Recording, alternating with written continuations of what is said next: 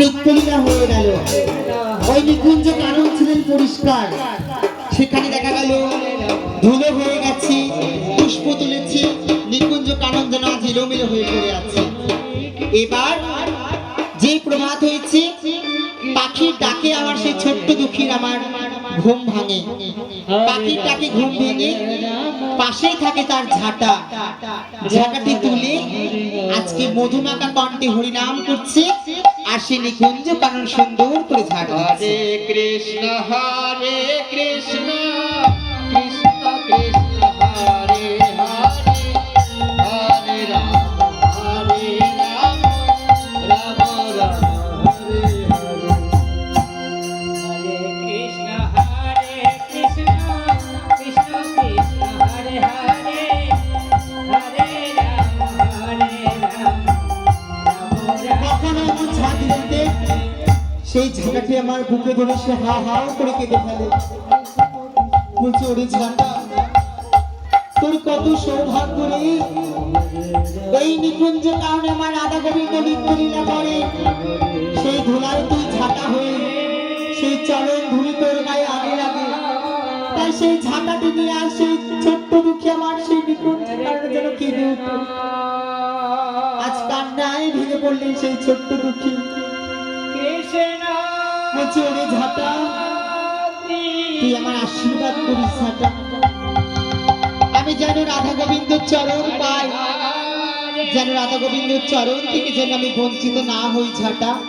তাই সেই ঝাঁটাটি গায়ে রাধা গোবিন্দর চরণ ধরে লেগে আছে বলে সেই ঝাঁটার সর্বশরীরে সেই দুঃখী বোলাচ্ছে, সর্বশরীরে সেই ঝাঁটা ঠেকাচ্ছে সবার শরীরে। নিতাই গৌর হরি বল, হরি বল।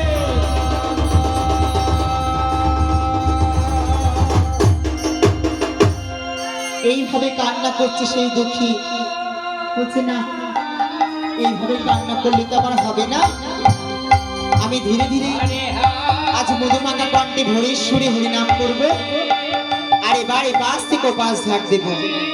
তাই ভোরের সুরে আজ হরিনাম করছে, আর ঝাঁটা দিয়ে ঝাড় দিচ্ছে। হরে কৃষ্ণ এই তো সেই মধুময় বৃন্দাবন, সবাই তুই রাহু তোলে।